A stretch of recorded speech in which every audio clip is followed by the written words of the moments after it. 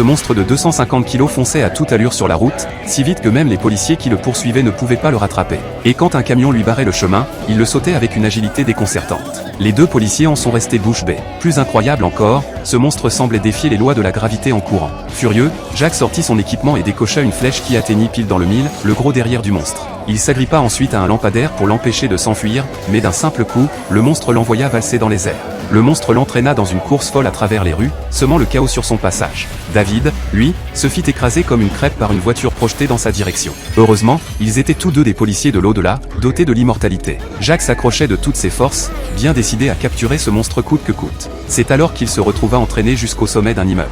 Il réussit à s'arrêter en se calant contre un angle du bâtiment, mais l'instant d'après, le monstre le fit voltiger d'un coup de corde. David saisit l'occasion et tira, touchant le monstre en plein dans les fesses. La douleur le fit bondir si haut qu'il traversa une baie vitrée et débarqua dans un immeuble de bureaux. Là, il se mit à percuter frénétiquement les portes de l'ascenseur. L'une d'elles se détacha et tomba dans la cabine en contrebas. Nulcé alors que David arriva à son tour. Sans hésiter, il tira sur le câble de l'ascenseur qui se rompit net. Libéré de toute contrainte, la cabine s'élança vers le haut à une vitesse fulgurante. L'instant d'après,